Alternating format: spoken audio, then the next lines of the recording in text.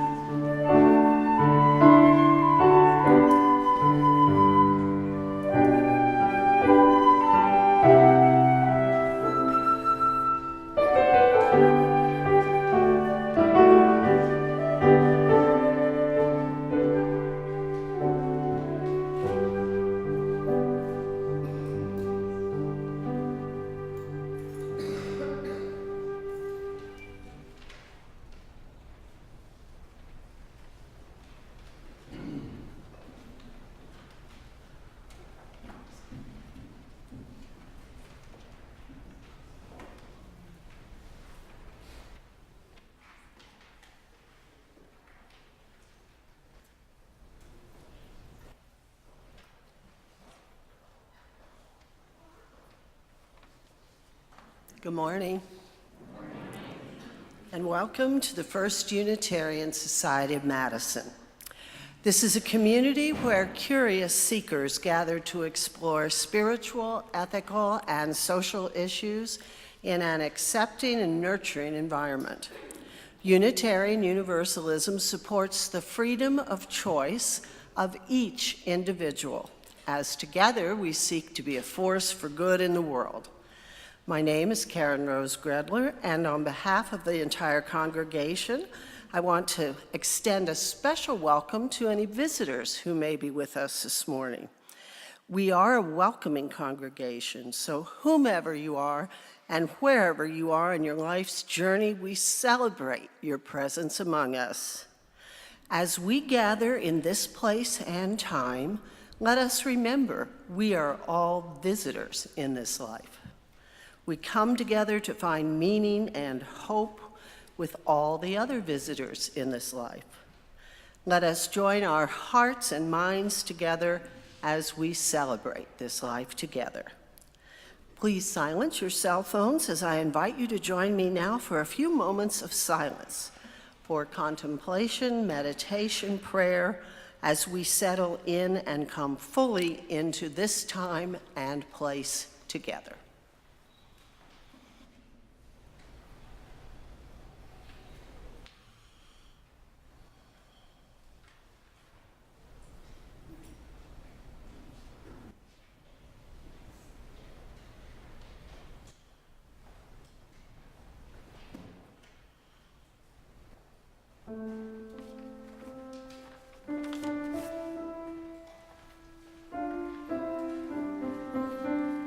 Good morning. We're going to sing together hymn number 155. It looks different than most hymns that we sing. It has 3 different lines. We're going to sing the middle line. We're going to sing it twice through. Let's stand and sing together. On the second time, if you want to add a harmony part, that would be grand. Circle around for freedom. Circle around for peace, for all of us imprisoned. Circle for release. Circle for the planet. Circle for each soul, for the children of our children. Keep the circle whole. One more time. Circle around for freedom. Circle around for peace, for all of us imprisoned. Circle for release. Circle for the planet. Circle for each soul, for the children of our children. Keep the circle whole. Please remain up with these opening words. Every week we circle around. We gather together from the busyness of our lives. We circle round seeking freedom. Freedom to be our authentic selves. Freedom from the structures of oppression. Freedom for all people around the world. We circle round seeking peace. Peace in our hearts, peace in our homes, peace in our world. We circle round knowing that we need each other if we are to begin, as Howard Thurman reveals, the actual work of Christmas. As Karen Rose lights the chalice this morning, let us remember what that work of Christmas really entails as together we read the words printed in your order of service. To find the lost, to heal the broken, to feed the hungry, to release the prisoner, to rebuild the nations, to bring peace among the people, to make music in the heart. I invite you now to exchange friendly greetings with those nearby.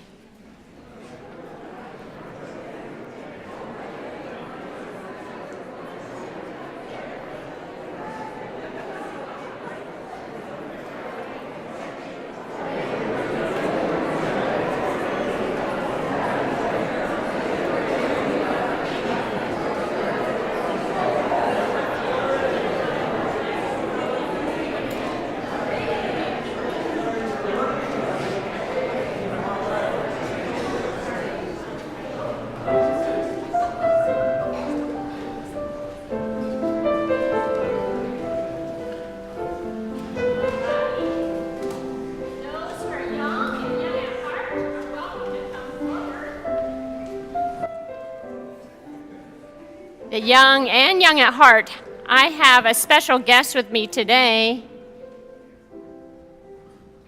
This is Pinky, and I see some young ones coming. Oh, good, because Pinky was getting a little bit lonely. Come on over. I have some things in my basket I want to show you. Oh, goody, because this service is for all of us today.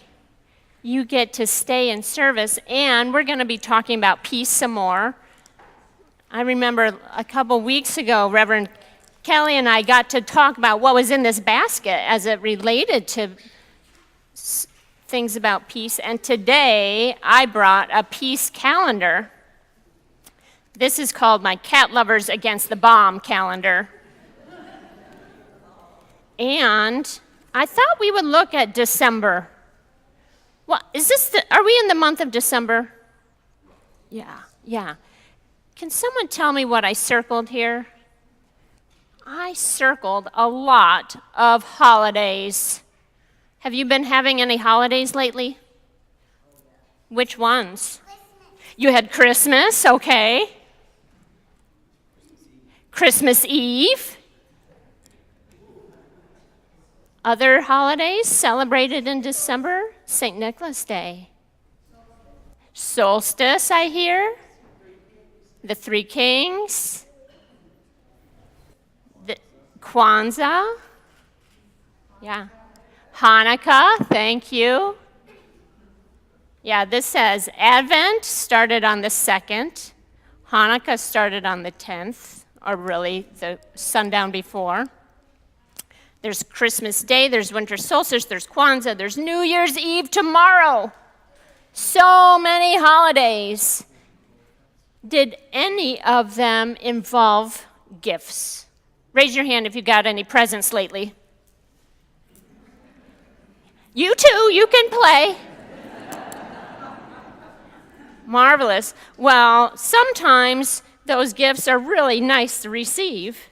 And right now, one of those holidays is called Kwanzaa. Now, I don't celebrate Kwanzaa because Kwanzaa is a celebration of that African American families and communities do. And I'm not African American, but I have a book about Little Rabbit's Kwanzaa.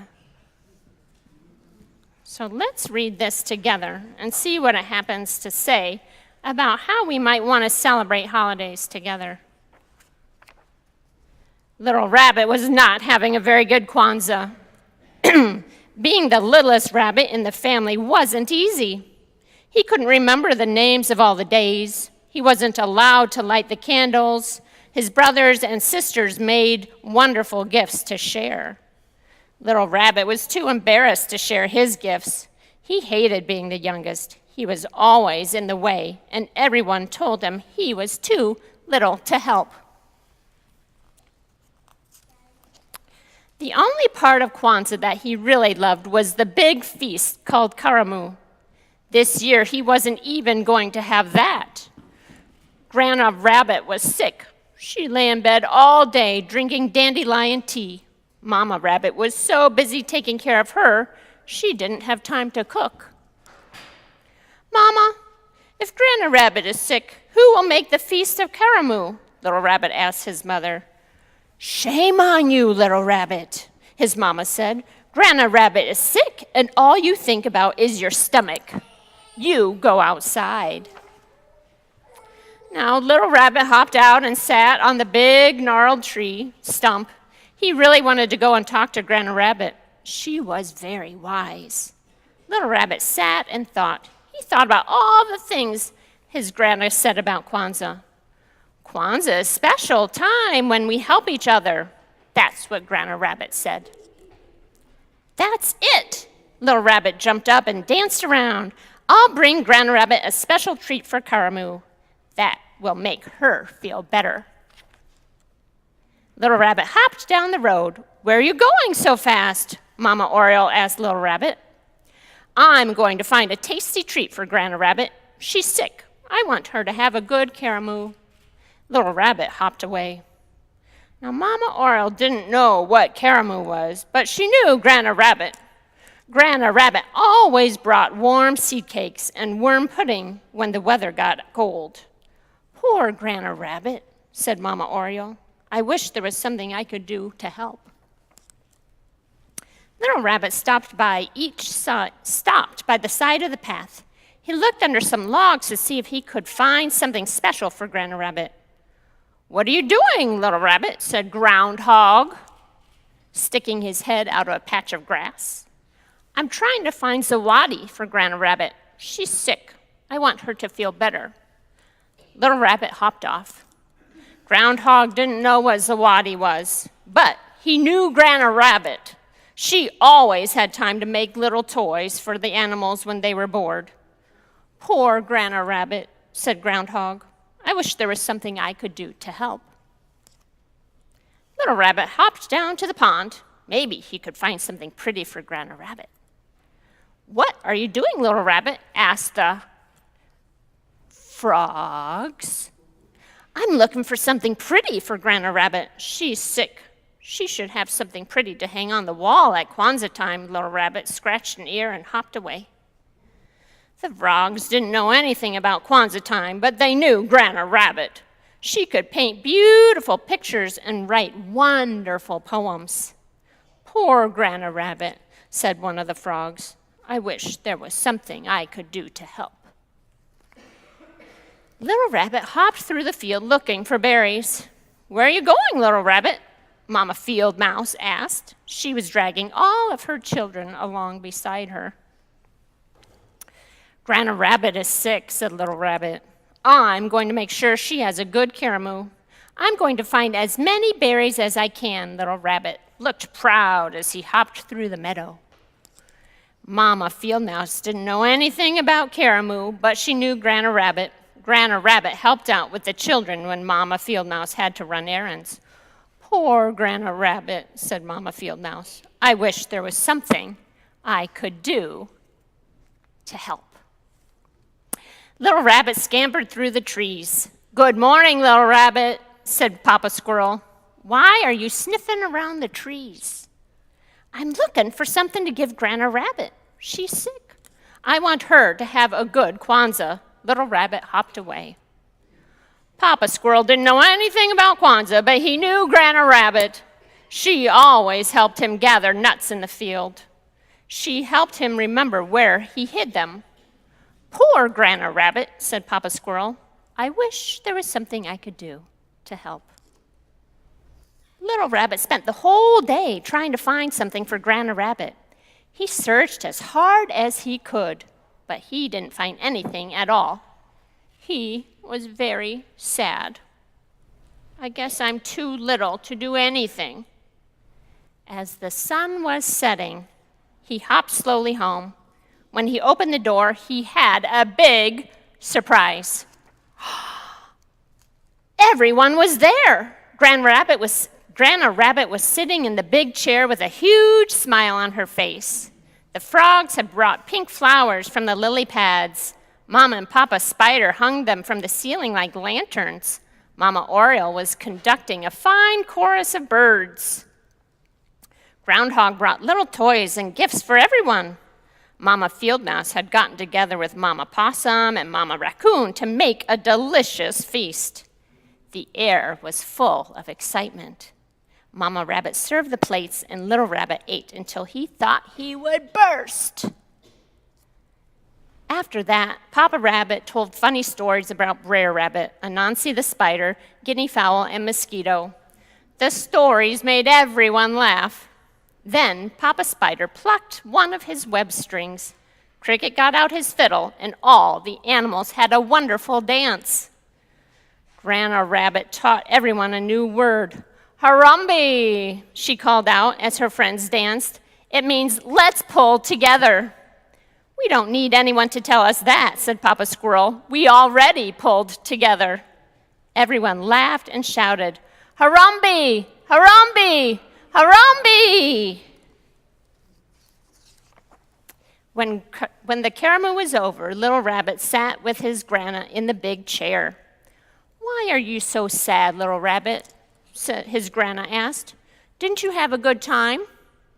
Yes, Little Rabbit said quietly, but I wanted to do something special for you. Grandma Rabbit just laughed. You silly rabbit, she said, hugging Little Rabbit tight. If you hadn't gone off looking for karamu this morning, it never would have found its way here tonight.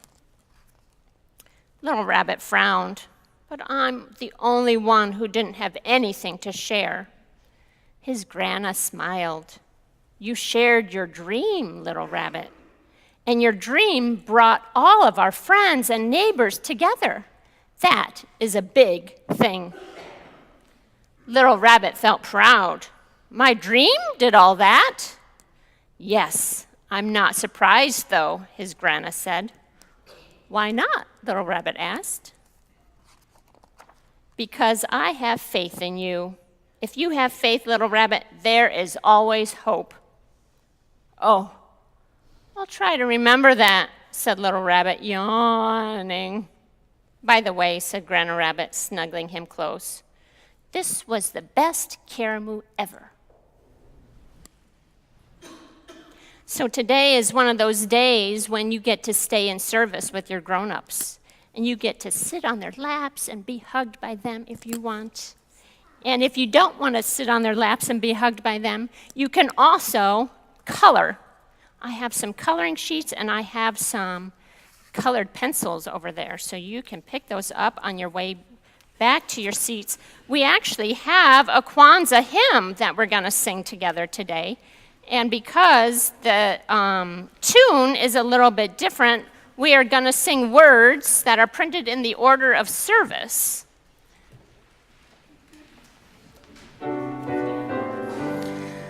We're going to sing these words to the tune of The Water is Wide. Let's stand and do our best. When all the peoples on this earth know deep inside their precious worth,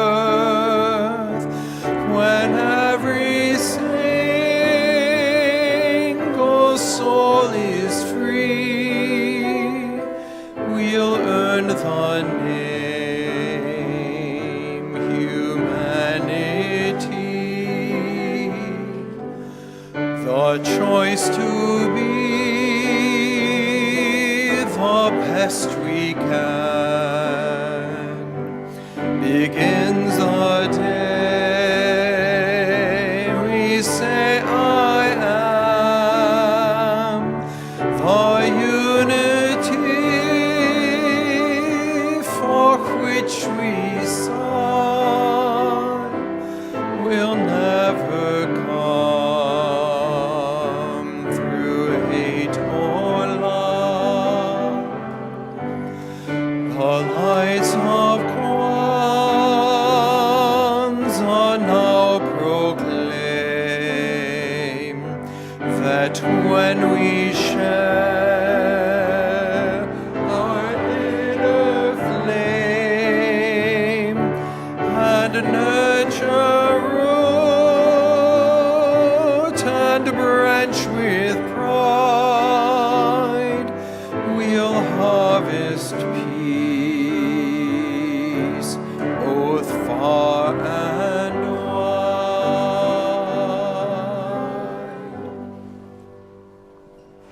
You may be seated.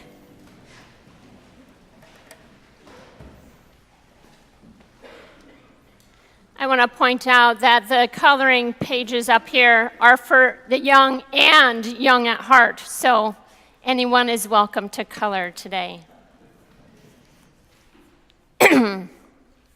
Unitarian Universalists find wisdom and inspiration in many places: Jewish and Christian scriptures and other sacred texts, the arts, science, nature, our own experiences. Our tradition keeps us open to revelation from many sources. Today's first reading comes from a Christian text, the book of Luke, chapter 10, verses 38 through 42. As Jesus and his disciples were on their way, he came to a village where a woman named Martha opened her home to him. She had a sister named Mary who sat at the Lord's feet listening to what he said. But Martha was distracted by all the preparations that had to be made. She came to him and asked, "Lord, don't you care that my sister has left me to do all the work by myself? Tell her to help me." "Martha, Martha," the Lord answered, "you are worried and upset about many things, but few things are needed, or indeed only one. Mary has chosen what is better, and it will not be taken away from her." The second reading comes from a Siddur, or a prayer book of a Jewish congregation in California. As Andy Levy mentions the various parts of the body, I invite you to honor that part of yourself with a gentle touch or a kind thought.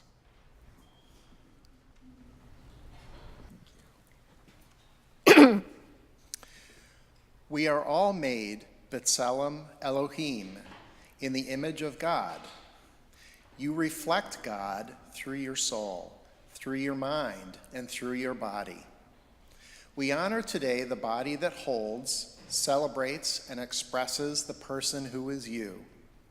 We honor your hands as they do the work of creation, your daily chores, and the work of your adventures. Your hands are a gift.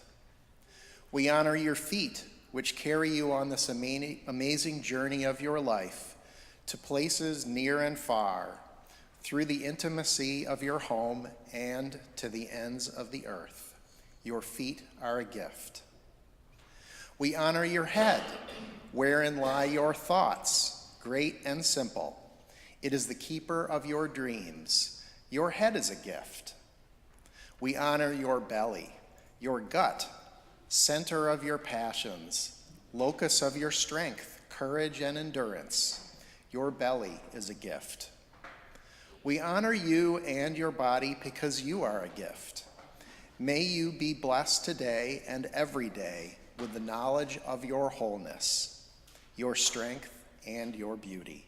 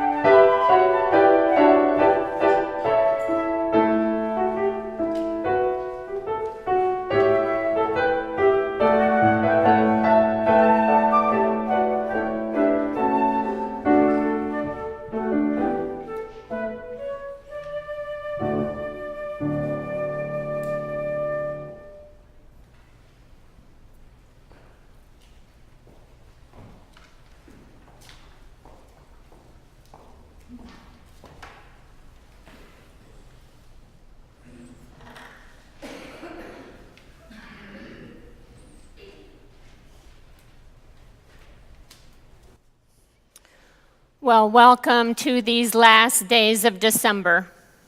Wow, what a month! The theme here at First Unitarian Society has been peace.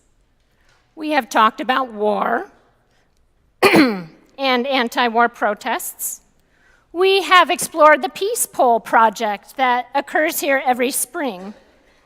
Excuse me. And we have shared about our efforts towards inner peace as we've also worked toward world peace, knowing that we can only start wherever it is that we find ourselves. We have reflected on how various religions call their practitioners to live in peace-filled lives. And we have noted how forgiveness and love can bring a sense of peace when we might need it most, and bring some water when it's needed as well. Thank you, Janet.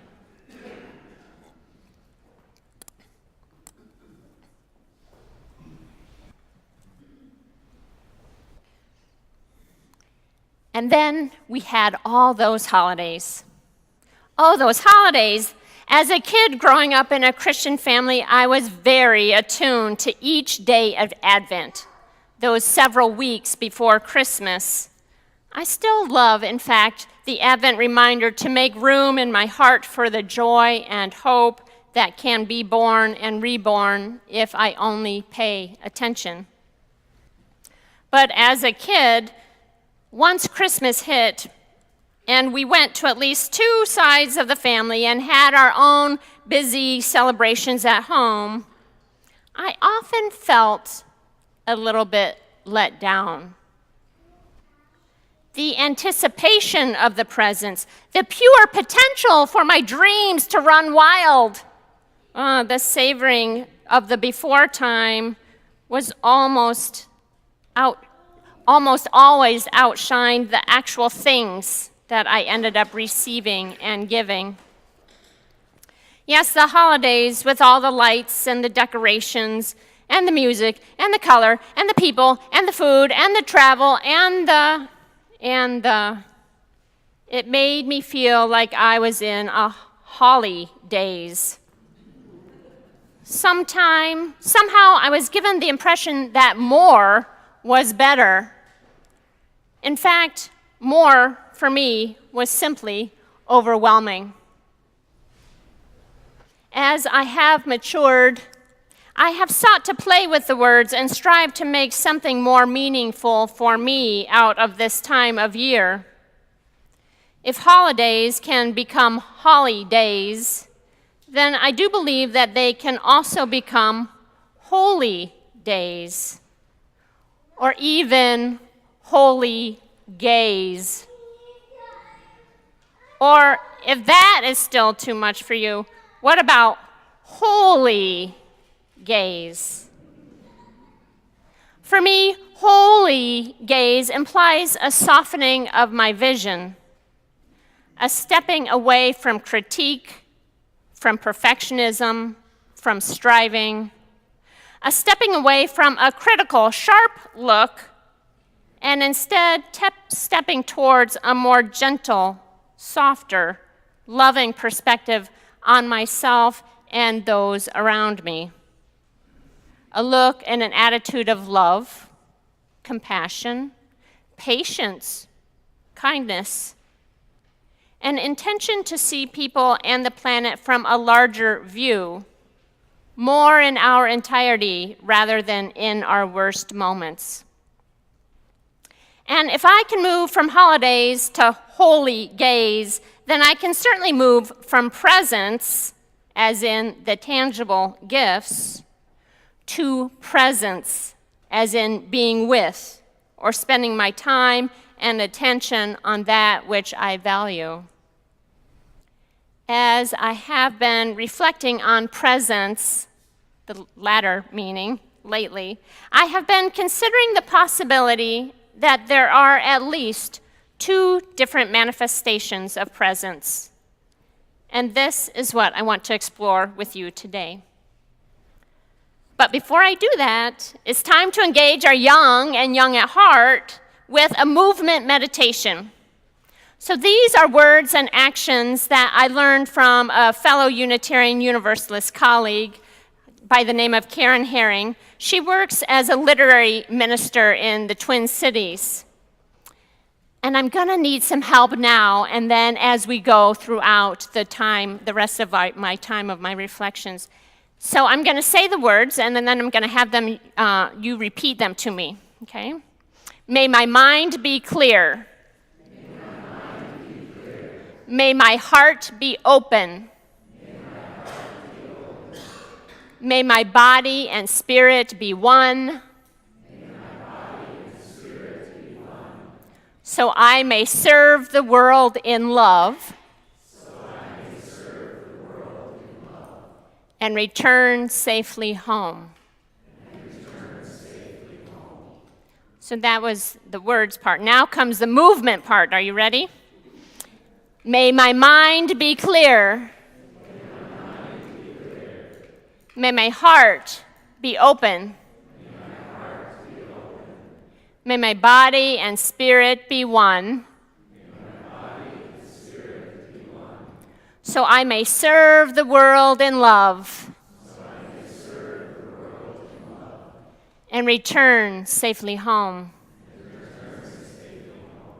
You all are fabulous. Now, the first kind of presence goes with the first part of that movement meditation. May my mind be clear. May my heart be open. This kind of presence is about being present with ourselves as individuals.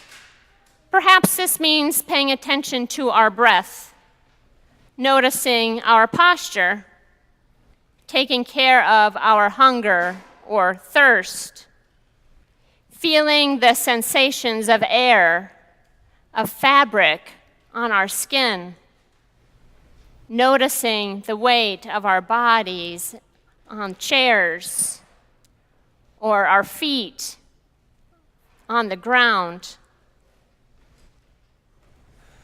May my mind be clear. May my heart be open.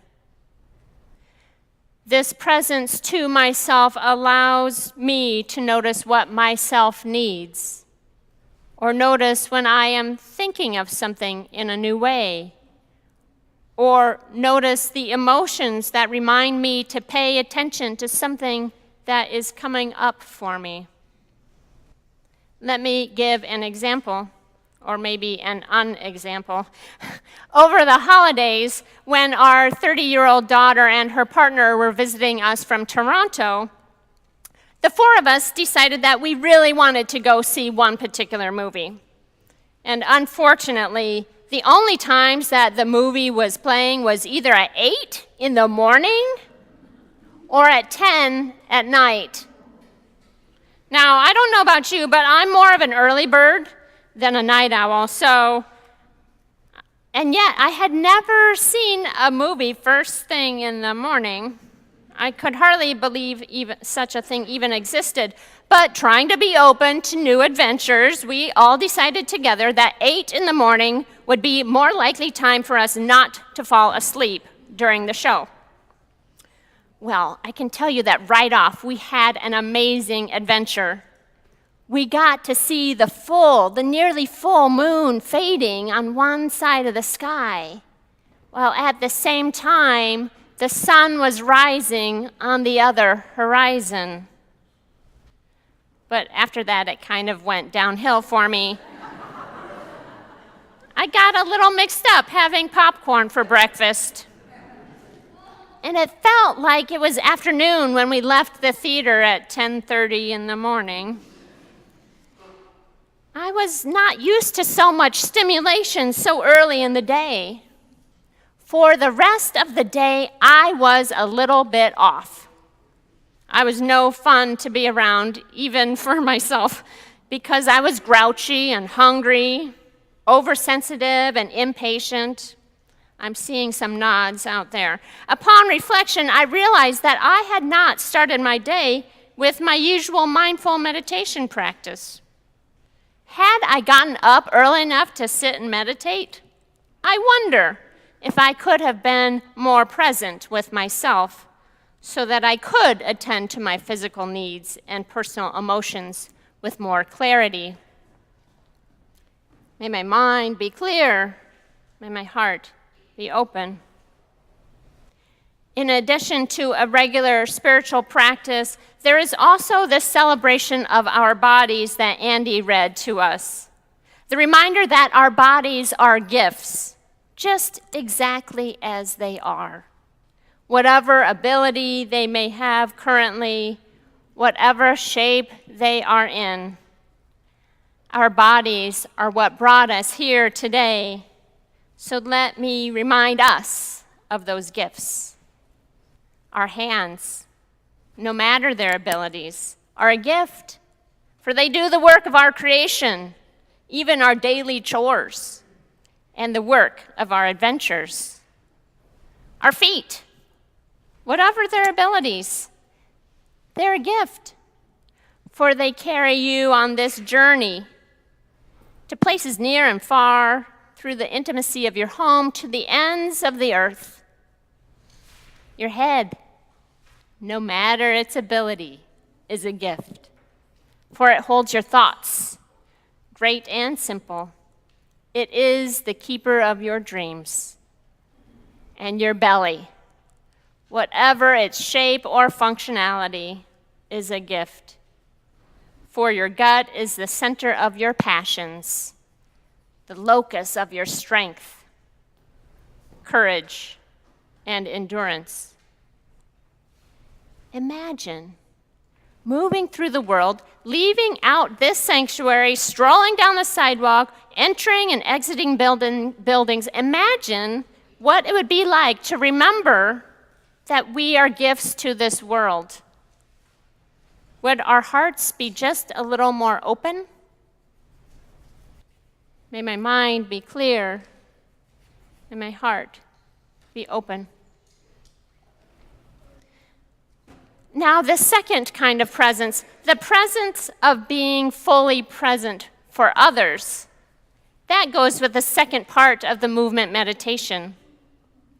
May my body and spirit be one, so I may serve the world in love. This presence, this ability to be with others, grows out of our understanding that each of us is a gift to the world. When we can love and accept ourselves, then we can acknowledge the awesomeness that each of us are and that each day brings. From this love and acknowledgement, we can see the people around us as the awesome miracles that they are. This is especially wonderful to do with people you love. For example, if you have a young one with you today, you know their bodies, their minds, their spirits in unique ways, for you have been entrusted with caring for them the best ways you know how. They are breathtaking, aren't they? May my body and spirit be one, so I may serve the world in love. If you yourself are a young one, but loved too works. You may know you're grown up in a special way. For example, I remember being a kid sitting in Sunday worship service with my dad. Obviously, he was much bigger than I was at the time. We'd sit on these long pews with red cushions on them. And sometimes when I wasn't drawing or reading a book, I would take my dad's hand and I would study it carefully. My dad had thick fingers with short, round fingernails. He wore one ring, and I could see the veins on the back of his hand. They would raise slightly above the rest of his hand, and I could push them down, those veins, and they would pop right back up. Oh, veins were such a cool thing to notice on my dad's hand. Whoever it is who is physically near us in our lives these days, might we be able to see the gift that they are to the world? Might we be able to see how they are serving us? Might we be able to see how we, in turn, are serving them? May my body and spirit be one, so I may serve the world in love. This brings me to the reading from the book of Luke. This is the story that I often think of when I think of being fully present. Partly, I think of this story, for a long time, I have been thinking of this story from the perspective of the Martha character. I identify strongly with her. It is Martha who owns the home, who invites a guest of honor to come visit. It is Martha who feels responsible for offering hospitality that is fitting for a spiritual leader. I mean, people have to eat, right? We wouldn't want anyone to go hangry on us. Plus, I have also been a sister like Martha, who has felt like I am the one doing more than my fair share of the household chores. Of course, that's simply my perception, but it still feels unfair at times. In the story, Martha comes to her guest and says, "Don't you care that my sister is just sitting around having a grand old time with you? Meanwhile, I'm stuck in the kitchen all by myself, waiting on you both hand and foot. Tell her to help me." But our movement meditation says this: may my body and spirit be one, so I may serve the world in love. Jesus, as a spiritual advisor, reminded Martha that attending to our spiritual lives is important. And I might add, perhaps there are simpler ways to be hospitable that would allow us to be fully present for the people in our lives. If we cannot serve with love, how much good are we doing? May my body and spirit be one, so I may serve the world in love.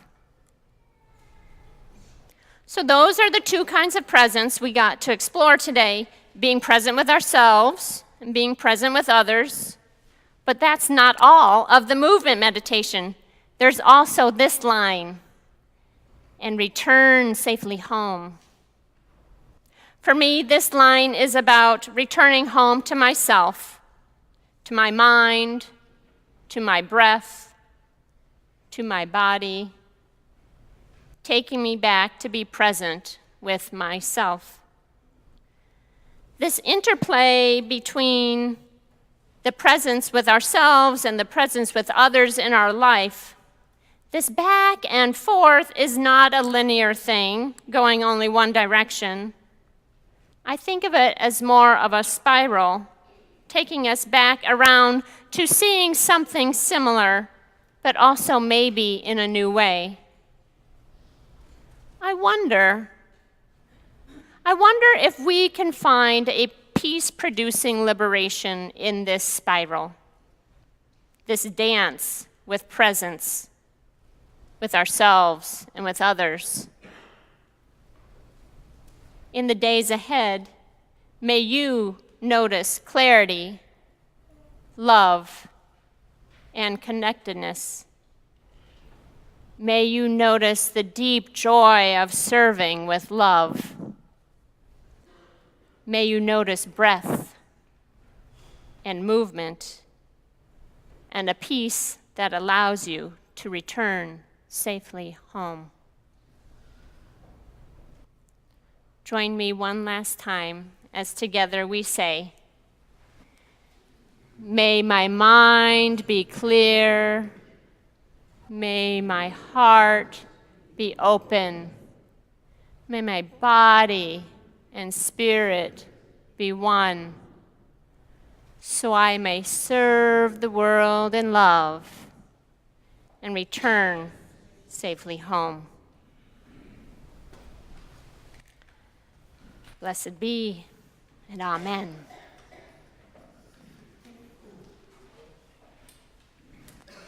Each week we have the opportunity to be in touch of serving with love by giving from a place of generosity. As part of our holiday service giving, 100% of today's offering will go to the Eviction Prevention Fund. I invite you now into a time of generous giving.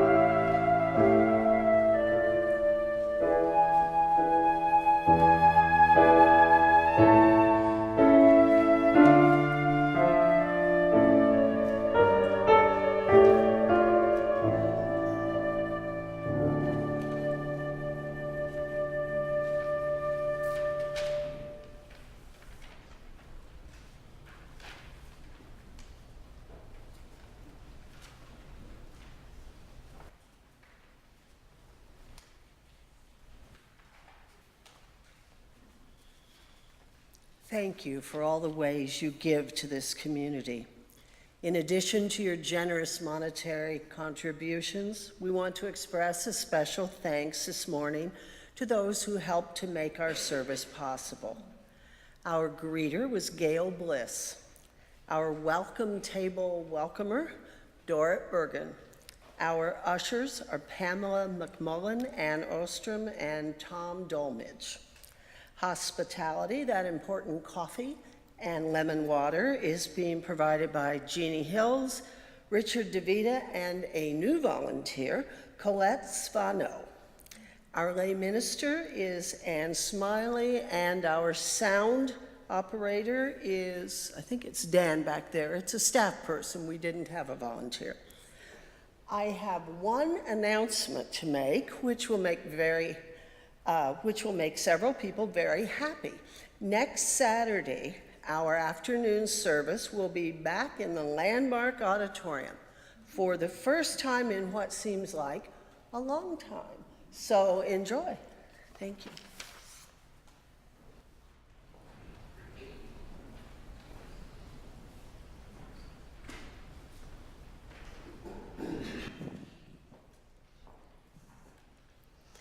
Every month, we join in sharing our joys and sorrows. If you came here today carrying a sorrow so heavy that you need the help of this community to bear its weight, or if you bring a joy so great that it simply must be expressed, now is the time for you to speak. The sharing of joys and sorrows is our time in this spirit of acceptance and support to share with one another some special event or circumstance that has affected your life or the life of your loved one in the recent days or weeks. Anyone who wishes is invited to come up front, light a candle using the microphone provided by Karen Rose. It's by the elephant. Pinky has it, I guess. Briefly share your message into the microphone. You can also come forward and light a candle wordlessly, or if you're not able to come forward, raise your hand. We'll light a candle for you and bring you the microphone to speak your joy or sorrow. I now open the floor for anyone who would like to share.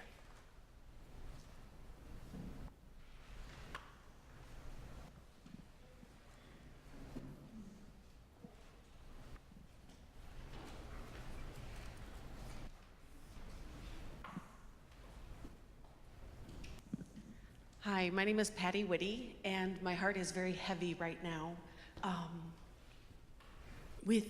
My nephew is dying from liver failure, and he's been turned down for transplant. So I appreciate your prayers. Thank you, Patty.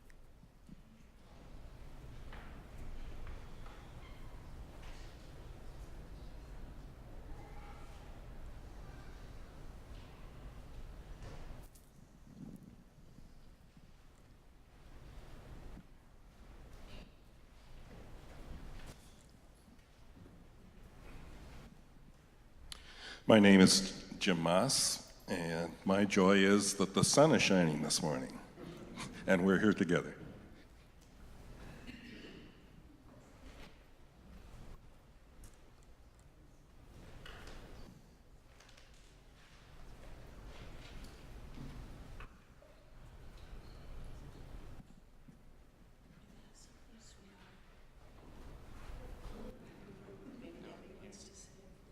I'm Ed, and this is Cleo, and Cleo is going to share how Chalice Children makes her really happy.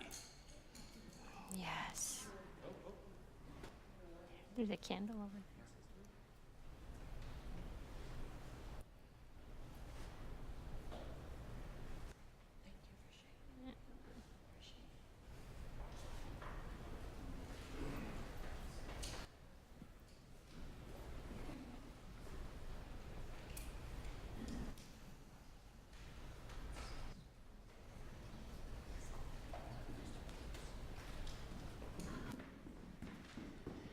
I'd like you to keep my nephew, Jack Hoffman, in your hearts. He fell 3 weeks ago putting up Christmas lights on his gutters. Took a terrible fall. He's been in ICU for 3 weeks. He is slowly beginning to recover, and we'll see how much recovery he can make.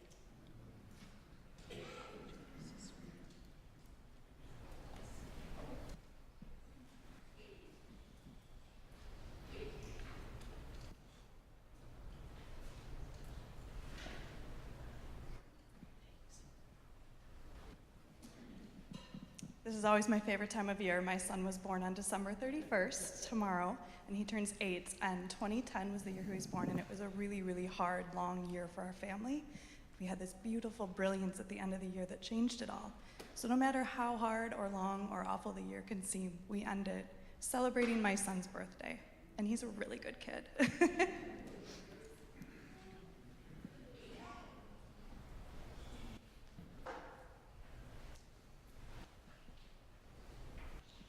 My name is Ann Schaefer, and I would like to ask you to hold my brother-in-law, Paul Evans, as he undergoes open heart surgery on January 24th.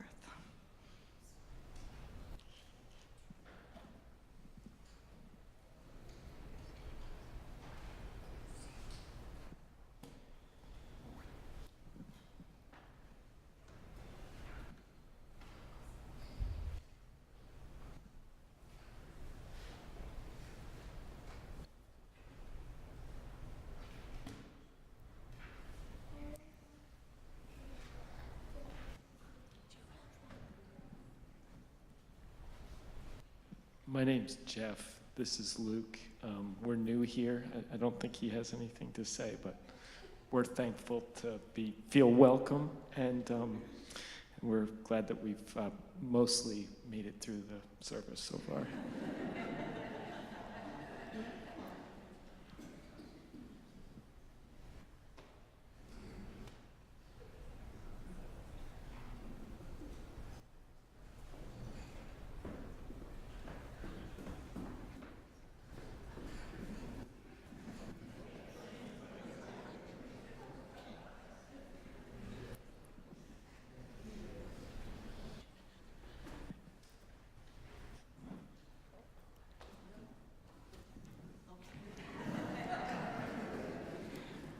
Well, I will ask Karen Rose to light one final candle for all those joys and sorrows that live in the fullness of our hearts. We're going to sing one last song together. It's not the one printed in your order of service. Instead, it is hymn number 163,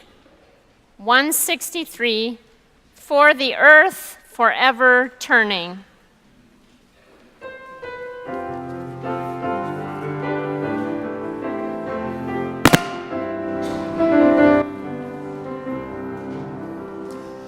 For the earth forever turning, for the skies for every sea, for our lives, for all we cherish, sing we our joyful song of peace. For the mountains, hills, and pastures, in their silent majesty, for the stars, for all the heavens, sing we our joyful song of peace. For the sun, for rain and thunder, for the seasons' harmony, for our lives, for all creation, sing we our joyful praise to thee. For the world we raise our voices, for the home that gives us birth. In our joy we sing, returning home to our blue-green hills of earth.